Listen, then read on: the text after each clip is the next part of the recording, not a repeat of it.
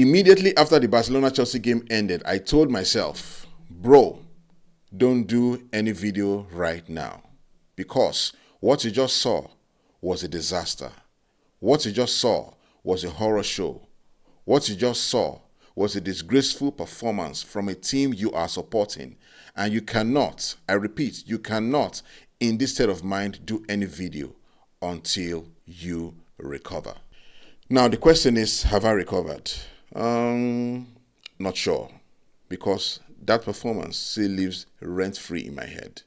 When I walk, when I talk, when I do stuff, I still remember how horrendous we were on the night, and I simply can't shake it off until we replace that memory with a very good performance. I wasn't expecting an easy game on the night, but the truth is, Barcelona, with the team we had available on the night, was good enough to get a decent result at the bridge, a draw, maybe a win if we were lucky.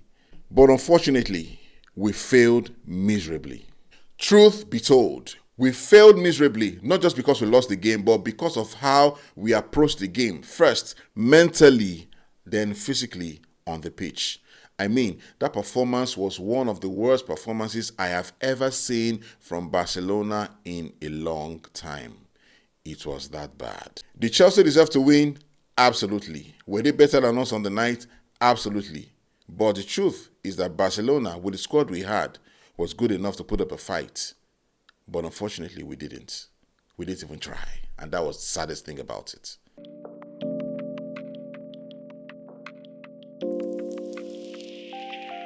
I really can't help myself but think what could have happened if Ferran Torres had buried that chance he got in the 5th minute of the game.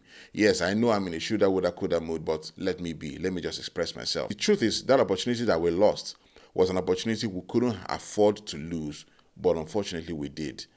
We would have gone 1-0 up, and who knows what could have happened after that goal. We would have been more confident, had taken control of the game, and probably scored more goals. Who knows?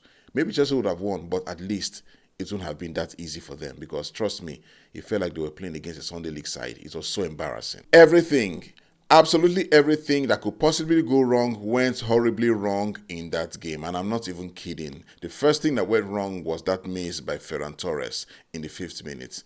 Like I said before, if that ball had gone in, who knows what could have happened. Maybe we would have gotten control of the game. Maybe we would have done something with it, but right now we will never know. The truth is, Ferran Torres has been good for Barcelona. He's covered very well for the absence of Robert Lewandowski, and sometimes he's even tried to even bench him. But we need players who can put away chances, especially easy chances in high-stake games or high-pressure games. And Ferran Torres has proven to probably not be that guy. And I'm not saying Ferran Torres out of Barcelona. No. That is not what I am saying. What I'm saying is that Barcelona as a club needs to have players who can put away chances in the games that matter.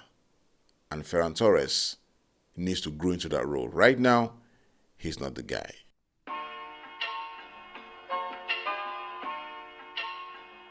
Another thing that went wrong in that game, Ronald Araujo. There is a reason why he hardly played last season. There is a reason why the then 33-year-old Inigo Martinez was preferred over him in the key games pretty much the whole season. There is a reason why, even till now, he's still struggling to cement himself as the undisputed centre-back at Barcelona. This is the reason. I have absolutely nothing against Ronald Araujo because I think he's been great for the club. I remember the season we won the La Liga under Xavi. He and Christensen formed a fantastic central defense. But the truth is, with the team that we have now, with the way we want to play, Araujo is not it at all. Beyond pace and power, there's also the factor of football intelligence, ability to read situations and make the right decisions for the team and for yourself in a split second. Araujo has consistently shown that he lacks that ability. Will he develop into that defender that we can depend on to make the right decisions in a split second? Maybe, maybe not. Immediately after he made that rash tackle, I remembered what Ilkay Gundogan said 2 seasons ago. And the truth is, he was spot on. Yeah, maybe he could have said it in his dressing room. He could have said it to Araujo one-on-one. But was it true? It was true. Because why would you make such a tackle in such a game we were struggling so much? A game that we were holding on and we already won't go down. It made absolutely no sense. That red card pretty much sealed our hopes. We were not going to get anything from that game. I knew that immediately that red card was flashed. He has shown that it is a very, very big risk for us. We cannot depend on him in games like this. And Barcelona need to listen. We need to get in someone who can do the job and help us create the stability we desperately need at the back.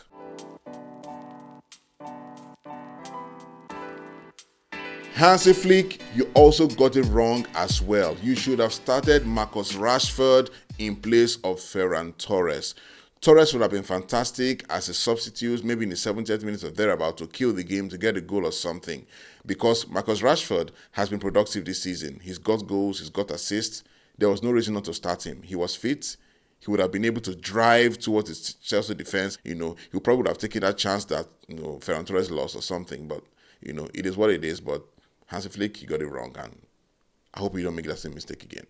And the rest of our players, I really don't know what to say because it was a terrible game from start to finish. Credit to Enzo Maresca, credit to Chelsea. They played us off the park and they were well deserved winners of that game. The truth is that we made it easy for them because we simply didn't show up. We played without intensity, we played without fire, we played without hunger, we played like we were forced to come onto the pitch and play. It was so bad. It was so bad. Right now, we are 18th on the table with 7 points out of a possible 15 points. That means we've lost 8 points and gotten 7. That's not a good place to be. We have only 3 games to salvage the situation, and it's looking like, except a miracle happens, we may not even make automatic spots, but at least we can be able to make in the playoff spots where we can, play a 2-legged, tie and qualify or something. I hope we come out of this because we really need to do it. This is how you know champions. This is how you identify champions. People who are able to pick themselves up and go again and get the victory. And that's what we need to do. We need to wake up. Barcelona needs to wake up. Our players need to wake up. Our defenders need to wake up. Our midfielders need to wake up. Our attackers need to wake up. The coach needs to wake up. And of course, the board needs to wake up. One of the ways the board can wake up is by getting a defender for us in January. Because with these defenders we have, we are not going to do anything in the Champions League. After the euphoria of the Camp Nou that is now open, we've been brought back down to earth by Chelsea and we need to respond. And we need to respond from the next games against Alaves and against Atletico Madrid. Can we do it? Absolutely, because I know we have it in us. We have the squad, we have the manager, we have the team. We just need to make some tweaks and get the team on the right track. That, I believe, will happen. Let me know what you think about the game. What were your expectations before the game and how did you feel following the end of that match? I would like to know what you think. Let's talk. Don't forget to like, subscribe and turn on notifications for the videos I'll be posting on the channel. Until then, live well, be safe and Visca Barça.